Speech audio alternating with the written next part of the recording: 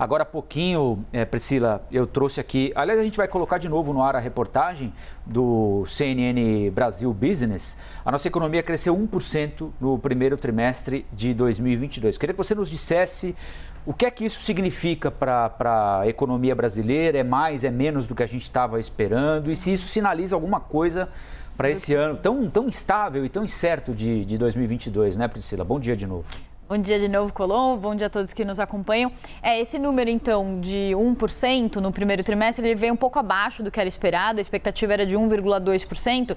E aí já havia uma expectativa de que os próximos trimestres fossem menores, né? Um crescimento menor do que o primeiro trimestre, uma perda de ritmo. Então, o que acontece com esse dado que vem hoje? Ele antecipa um pouco o que poderia acontecer nos próximos meses, né? Que é essa perda de ritmo da economia por causa de inflação subindo e também dos juros, né? A gente fala bastante aqui, o Colombo fala bastante aqui sobre os dois lados dos juros, né? Um lado que é conter os preços, né? E o outro lado que é esfriar a economia. A gente ainda está vendo o efeito do aumento dos juros acontecer na nossa economia. Ele ainda não está, o efeito ele ainda não está por completo. Ele deve se completar esse efeito de alta de juros mais para o segundo semestre. É por isso que a gente vê a perda 23, de ritmo. Né? Isso. Agora. No fim do ano e lá para 2023. Aí sim a gente vai ver 100% do efeito que esse aumento de juros que a gente viu dos 2% para os quase 13% agora, na nossa economia. E aí aqui alguns detalhes, né, importantes sobre o PIB. O PIB foi puxado pelo consumo das famílias, o que mostra que a reabertura das atividades está surtindo efeito.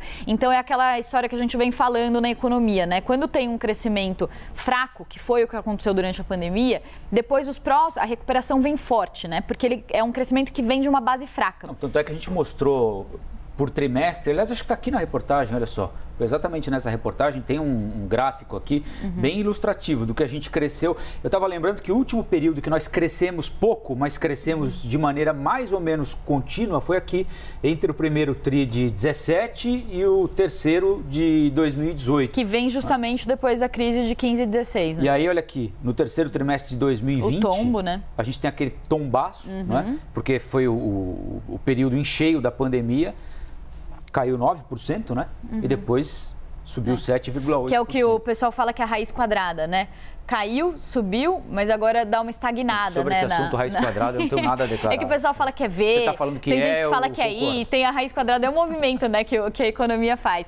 Mas o que está puxando muito é o consumo das famílias, então essa reabertura, ela aconteceu mais de forma plena no primeiro trimestre, então isso trouxe um impulso. As exportações também trouxeram impulso por causa de commodities, mas por outro lado, pela ótica da oferta, agronegócio recuou 0,9%, indústria ficou estável em 0,1%, e aí os serviços, então, foram esse grande destaque da nossa economia no primeiro trimestre. Qual que é a perspectiva que a gente tem para o ano fechado? Os economistas, as últimas estimativas eram de 1,5% para o PIB desse ano. A gente pode ter alguma revisão nessas expectativas, porque esse PIB ele veio um pouco abaixo do esperado, mas uma outra coisa importante também que saiu dos dados de hoje foi a revisão dos últimos dados, né? Até a Thaís Herédia me passou, a gente fica trocando ideia, ela passou, Pri, revisaram aqui os dados, e uma coisa que chamou a atenção, que é importante, é que a revisão do terceiro trimestre de 2021 e do segundo trimestre de 2021, que eram 2 trimestres seguidos de queda, configurava aquela recessão técnica, como os economistas chamam, não configura mais recessão técnica, porque esses dados foram revisados.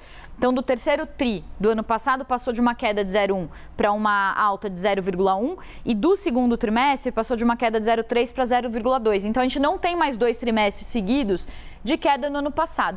Até eu não sei se você está lembrado, Colombo, na época teve uma discussão muito forte se deveria se chamar de recessão técnica, porque ficou muito estável, né? Então já tinha uma percepção de que aquilo estava estável, né? O crescimento ali naqueles 2 trimestres. Mas, de qualquer forma, o nome técnico era uma recessão, e aí agora, com essas revisões, isso não existe mais. Né? Tecnicamente não existe, mas de fato é uma recessão, né? Porque... Exato, o efeito que a gente sente é de... Exatamente.